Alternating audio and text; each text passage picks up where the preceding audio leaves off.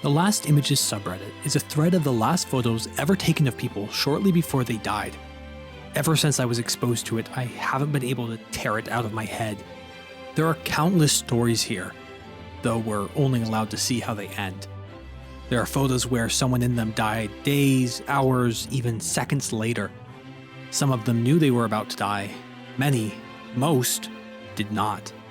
It's one of the most morbid things I've ever seen. These pictures, the accidents that follow them, it's like death caught them in the act of living. We often talk about the right time to die, but appointments with death are seldom planned. Catastrophic deaths throughout history have long occupied the human imagination. The nuclear shadows of Hiroshima captured the lives of Japanese civilians on August 6, 1945, when the unexpected detonation of a sun in their valley boiled them alive with radioactive light.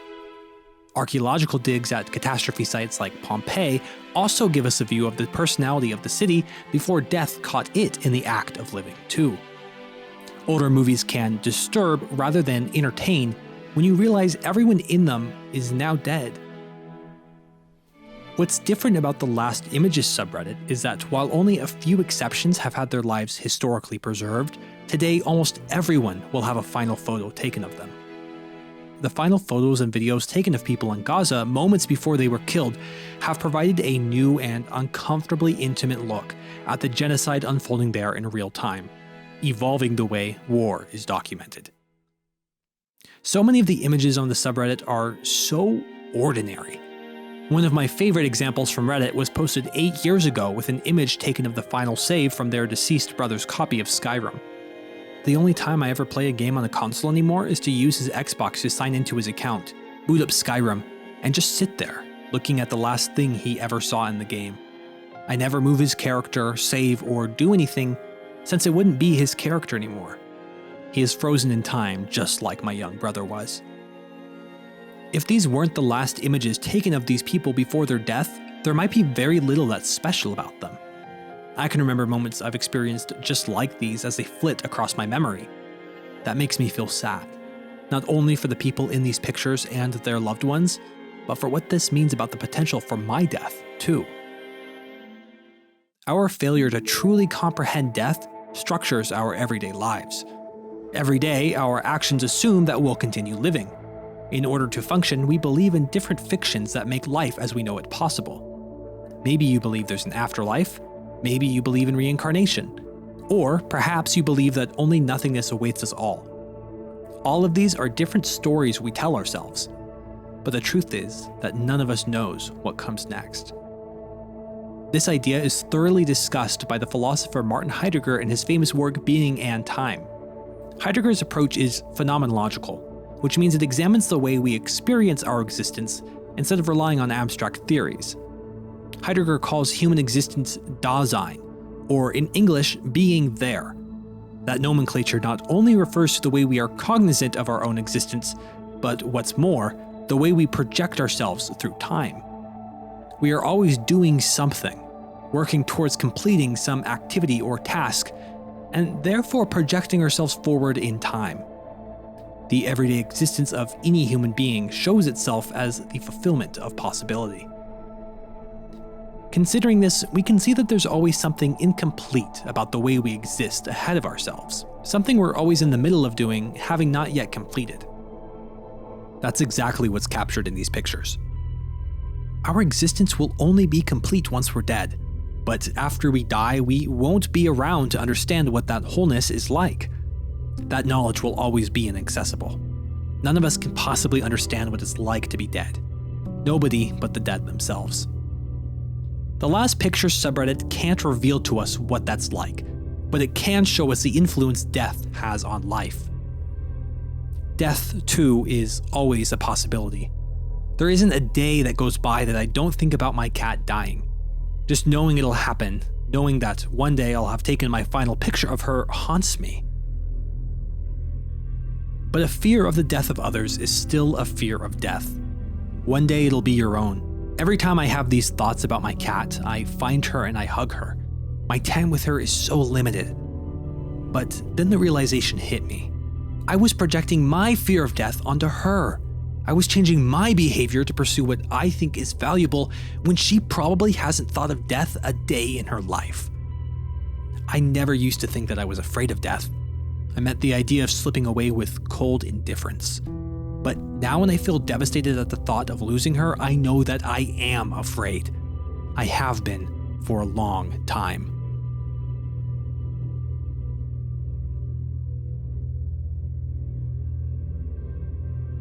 I was halfway through my playthrough of Outer Wilds when I realized the universe was dying. It took me a while to immerse myself in this new solar system, to experience it as something other than just a game.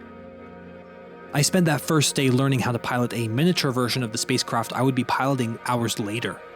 I ran to the museum to grab the launch codes, and then its newest exhibit looked me in the eyes and stole my soul. My training must not have been enough, because when I did get into my rocket, I barreled straight into the surface of Brittle Hollow, going thousands of millions of miles per hour, and died.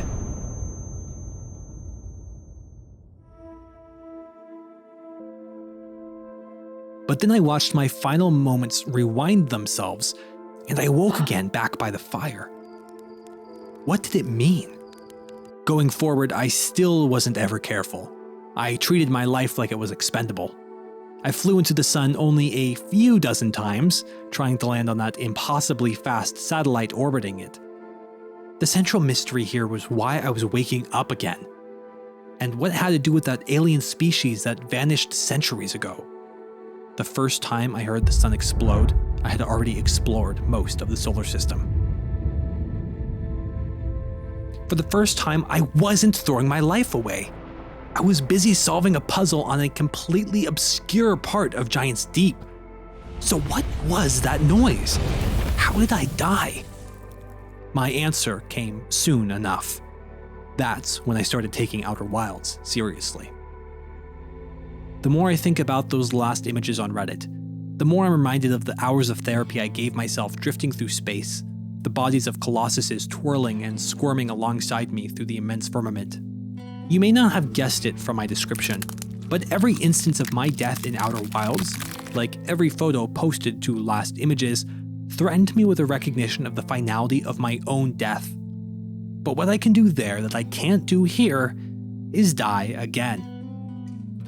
For me, the most interesting part of Heidegger's analysis of death is when he recommends death as a way of life. Just as Dasein is already its not yet, and is its not yet constantly as long as it is already its end, too.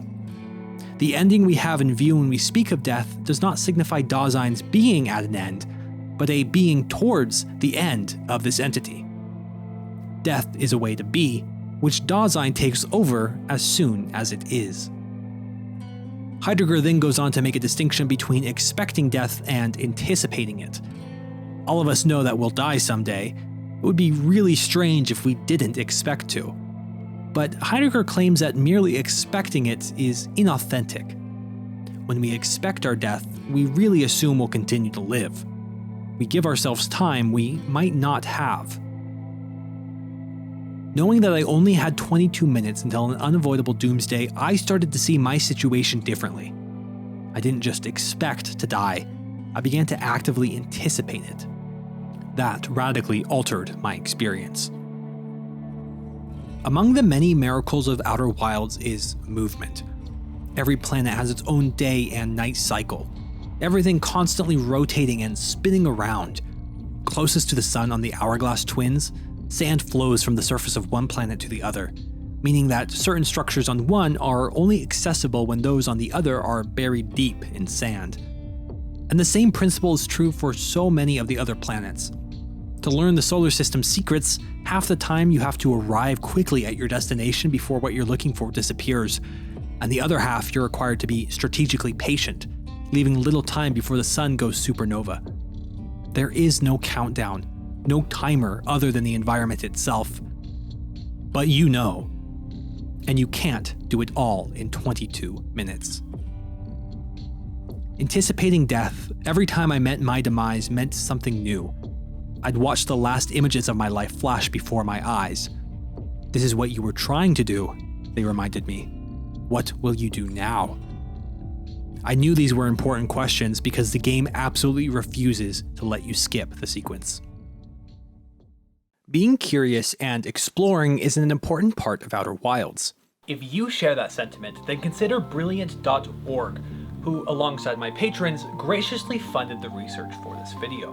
Brilliant offers lessons on everything from basic algebra to statistics and logic in the form of little games, meaning that not only is learning on their platform memorable, but it's fun too.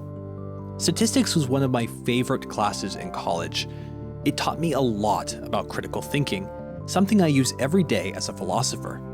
Thankfully, Brilliant's lessons on statistics allow me to refresh what I know. If your goal is to learn as much as possible before you die, then maybe it's time to stop mindlessly scrolling and start learning using Brilliant instead.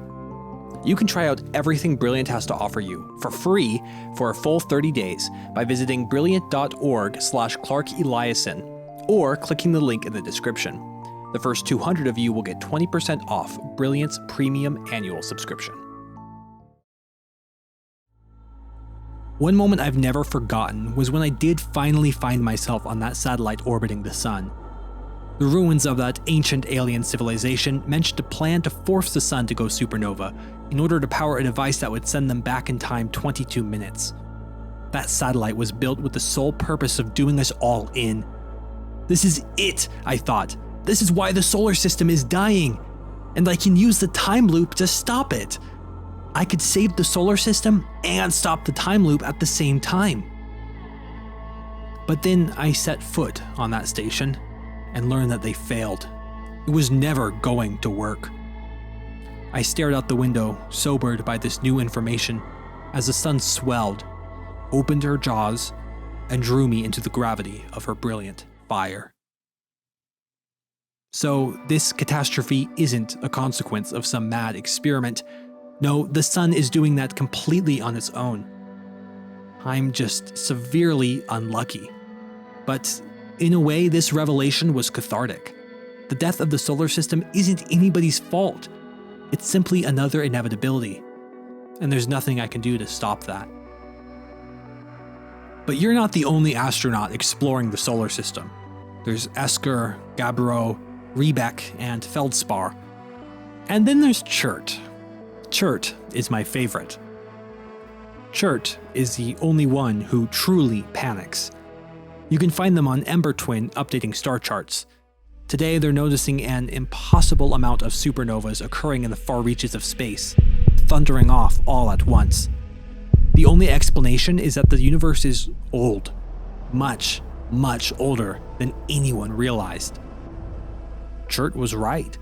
I could see the other stars dying off one by one, shimmering with blue flame like heavenly glitter. Chert suffers in denial for a while. We can't possibly be next. We can't be. But as the sun expands into a red giant, it becomes undeniable, and Chert has a breakdown. The stars! They're all dying! There have been too many supernovae for it to be anything else! We're next, do you understand? Hassan! By Heart's name, we're next! Then they reject your company, grow borderline catatonic from rage and despair. You can come back when there are literal seconds on the clock, and find they've somewhat changed their tune. Come, sit with me, my fellow traveler. Let's sit together and watch the stars die. So I did. I sat with them. I watched the fireworks and roasted marshmallows, celebrating the whole of creation until I had another 22 minutes under my belt.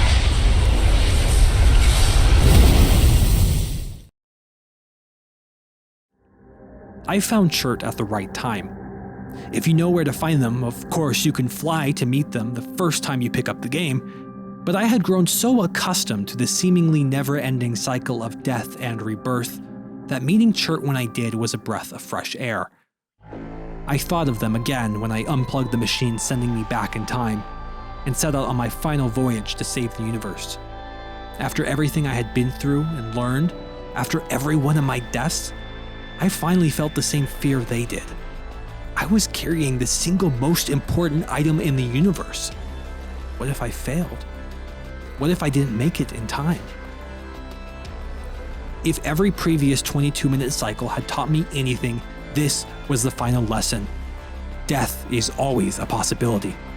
All you can do in response is pursue what's most important. And for you, that's probably not saving the universe. But maybe it is roasting marshmallows and smelling pine trees. Maybe it's hugging a loved one. It might be creating something you know you might not finish. I often think about the idea of an assassin sent to kill me as a way of thinking about my own death. Like a reflex, my answer is always, I won't object to you doing your job, but can you come back once I finished my script? One day, there might be a script I never complete. A book I'm forced to stop halfway through reading. But still, it's important to me. The script for this video was unique because it had an uncompromisable deadline. I couldn't ask for more time. Writing a video on death with a deadline. The irony is not lost on me, believe me. But that deadline totally changed the way I approached this video. I knew that if I was going to finish on time, I'd have to leave some things out. I can't explain everything in under 22 minutes. And that's okay. Allegedly, after a lecture he gave on being and time, Heidegger was once asked how to live a more authentic life. His response was simply to spend more time in graveyards. I think Heidegger would appreciate r/last images for capturing the special everydayness of our existence, our being there, while helping us to anticipate death instead of merely expecting it at the same time. It's a very special kind of graveyard. The crux of Heidegger's idea to spend more time in graveyards is his recommendation of death as a way of life. It's taking the despair out of dying by staging a little death in our own life to bring us back in alignment with our principles. That's what's so incredibly therapeutic about Outer Wilds. You literally spend the entire game living as if you were already dead. Not only is the game analogous to spending more time in graveyards, it's spending more time in your graveyard. Think about that the next time you scroll through your camera roll. What is your last picture? What do you want it to be?